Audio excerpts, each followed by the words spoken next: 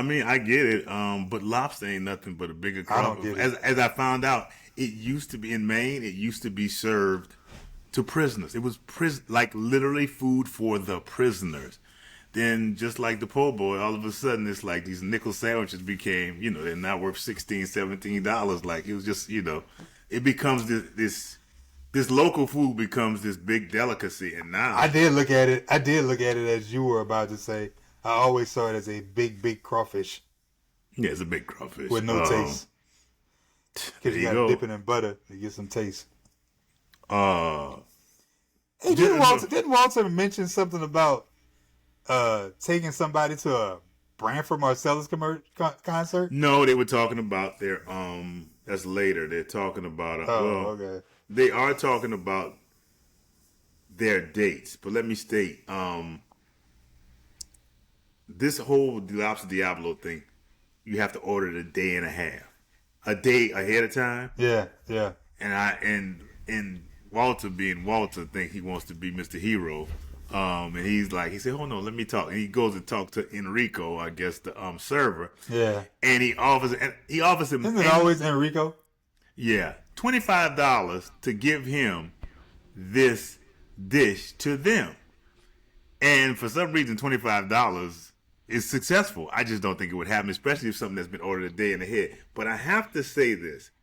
1988, 1989, $25, looking pretty good. It was 19, yeah, okay, maybe so. But let me state, the angry couple was Maynard Virgil. He was first assistant director at Different World, Living Single, and For Your Love. Rest in peace. That was my boy. And the woman was Susan Fales. Really? Yeah. Susan Fales. Good old Susan. Yes. There was a couple, and I don't know if I said there was a couple that went after they get the Lobster Diablo. The couple that was supposed to get it are played by these two people, and they storm out angrily. And I said, "Wait, is that Maynard?" And Maynard I knew was bald, but this dude had a ponytail. It's like, wait, Maynard had a ponytail? I didn't know. So and I looked at the woman. It was Susan Fales. Yeah. See, bro, progress, bro. Last year you said that, I'd have been like, oh, for real? Susan Fales, great. This year I'm like, oh, I recognize the name. Susan Fales, yeah. Progress. Walter talks about Eric, but Jaleesa brings up Brenda in administration, whom she took to the Branford Marcellus concert you were talking about, among other things. Yeah, right. Yeah, Walter. Walter been getting around the campus. It looked like Walter been getting around. He also. I don't know how his date decor is. I don't know what's up with it. Who are you talking about? Talking about Eric and why? Yeah. If you focus on yourself, bro. Focus on the oak, man. The oak. Focus on the oak. She also brings up a nurse, Renee, in student health, who has her eyes on him. I'm like, okay. Could be. Yeah.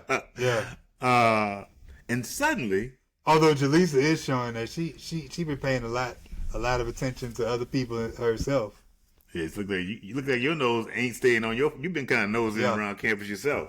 But suddenly the song by Huff and Gamble, sung by Billy Paul, Me and Mrs. Jones, comes up. It is the ultimate in cheating songs. These dudes wrote this.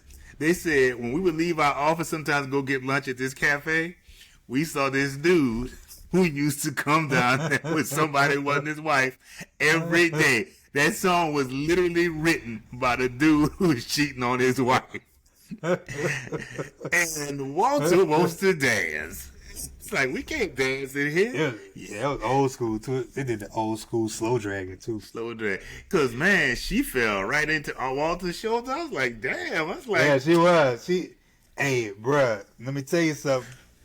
Bruh, it don't matter if you was in 7th grade, if you was in 9th grade, if you was in It don't matter, bruh. If they lay their head on the shoulder, you like, ooh, ooh. Do not make that sound again. Do Hey, not. when they hit that shoulder, you like, ooh. Do not. That's, Do not. bruh. Bruh. Do not do Right. that again. Bruh, if you in, bruh, imagine you at a 7th grade dance, bruh, and you get to slow drag with a girl and she lay her head on your shoulder like that. You go, bruh, Man, you're like, I remember slow drag in 7th grade. This was like. that's how you started. You started. You got the hands extended, but then you get a little as you get a little closer. Man, he's a shoulder on laying the head on the shoulder in 7th grade, maybe high school, but maybe you was a player. I don't know, player. It might be. Man, I'm just saying, man. What you say? I'm just saying. You get the head. They put the head on the shoulder. You like, I am locked in. You in 7th, 8th grade, bro? You like, oh Lord. You sound like, man, Robert Townsend had he used to be a stand-up. Robert Townsend had a joke, man. It's like, he said, you used to look at everybody's, their zodiac signs. And he's like, he used to do this voice. He said, oh man, how you doing? I'm a Capricorn. What's your sign? He said, I'm a Scorpio. She's a freak. That's what his inner voice be saying. He's so stupid, bro. That's what you say. That's what you sound like. I'm in. Your inner voice. Bro, you 12, 13 years old, bro. They lay the head on the shoulder. Oh my God, bro. You're like, oh. I'm an adult. I'm a man. Today I am a man. Today I am a man. But then they dancing. I mean, like I said, they dancing, and we fade out on them dancing like they've been together for 10 years. We go to the pit. Dwayne and Ron are reviewing the finances of the first week of Shake Me, Wake Up service.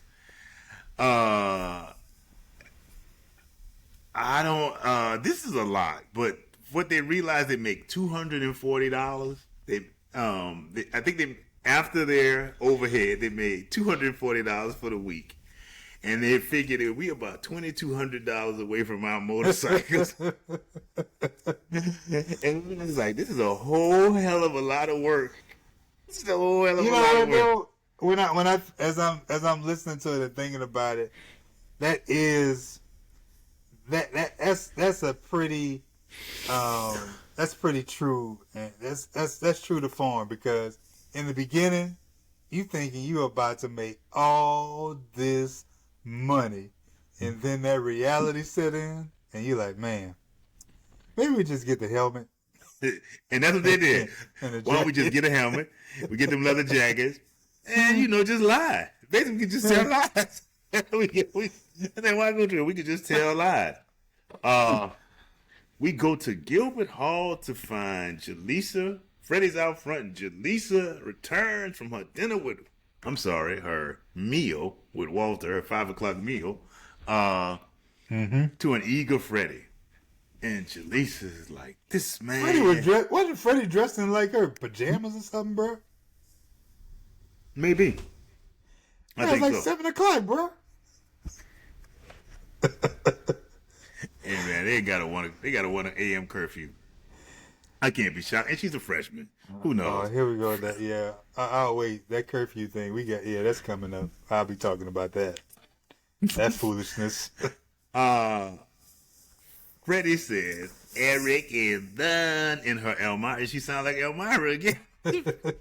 Freddie, Eric is done. No. She beats that back.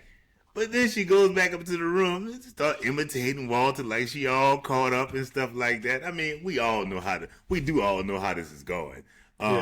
Freddie also mentioned that she's 17 and a half years old. 17. I'm 17 and a half. Yeah. And we end on Jaleesa just luxuriating, if that's a word. I'm making up words like athleticism. Just luxuriating in the idea of Walter Oaks. I liked it. I did like it. It was Walter centric, and I liked it. The episode was cool. Season 2, bruh. Season 2 is a treasure, bruh. It is compared to season 1, bruh. Yeah, no Debbie Allen. That's all I got to say. One day you need to meet Debbie. Hashtag Debbie Allen, bruh. Hashtag Debbie Allen. Ryan, you gonna start that at hashtag Debbie Allen. Yep. I already put hashtag Debbie Allen when we post on like YouTube. You see hashtag Debbie Allen, bro. It do. Most HBCU thing. Someone pushing up on somebody's girl whose significant other is in another state. Oh yeah. Yeah. See a lot of that. IDGAF. I don't care. I was like, oh, bro, I got a boyfriend. I got a boyfriend. Ain't here. That's how they like. That's how they do, what? Bro. Let me not put it on just us, man. It's probably PWI too, but bro, it's everywhere. I'm going to HBCU, so that's why I'm speaking on that. But how about you? Hustling. I think I already talked about mine. I remember dude just making their money, bro, selling NBA Jam and Street Fighter, bro, on campus, bro. They definitely do, man. People, I remember you and I. We got to hook up. I won't say the name. We got to hook up at a shoe store, and I remember getting some black and white Nikes, bro. And I remember afterwards, I was like, I think I found out later that I could have gotten something way better. I was like, damn. I remember getting a bag. I got a bag, like a black athletic bag off the shelf, and I put stuff in it. I just got rid of that black bag 4 years ago. You know what? That bag did me well. I'm not gonna lie. Man. I remember I had the store I used to work at. Dudes were getting their shoes on in there, meaning taking them. And I remember I came in on a Saturday, bro, and I walked in. I was like, I asked whoever was working. I was like, who are those people? They're like, oh, those are investigators or something. I was like, for real? I was like, oh. And I was like, hey, I said, I'll be right back. Man, I went to the payphone. I hit up my boy. I said, hey, if I were you, I would not come to work today. He was like, what's up? I was like, bruh, they got some people in here, and they are talking to people about some shoes, and I don't think you want to be here. It's over. And I was like, you better get yourself a cold real quick. Oh, that's funny. And I went over, bought me a drink, and came back. They was like, yeah, I had to work it. I mean, I didn't take anything. Wow. Certainly thought about it, but I didn't take anything. Least likely thing to happen at HBCU is a wake up service. That's the last. Mine is curfew. Oh. You know what I realized? I think it's the only thing, Debbie. I think Debbie Allen might have, although she had everything in line with what a HBCU looks like, I think she still had a little bit of maybe what happened when she was in school. In them 70s? I'm assuming that there was curfew because... She was there in the 70s. When I tell you, in 92, when that first week, that freshman week, bro, man, dudes is walking through that front door of Drew Hall with when the sun was coming out, bruh. I remember the first time. I was like, I was walking in. We had curfew because of football, but Yeah. I remember. I came in late, but I wasn't walking in. Man, I remember the first time. I At said, a certain point, nobody's out, bruh. At a certain point, nobody's out. yeah, I don't know, bruh. but I just never forgot the first time I walked in. I said, it's 3:35, and I'm walking into, and nobody's gonna be here to tell me anything. Like, I don't have to go knock on the door. I don't have to say home. wow, I ain't never had. All I got to do is take off my shoes and lay in my bed. That's all I gotta do. That's all I gotta do. I had for the hip hop R&B. I had, of course, me and Mrs. Jones, and I put in a hip.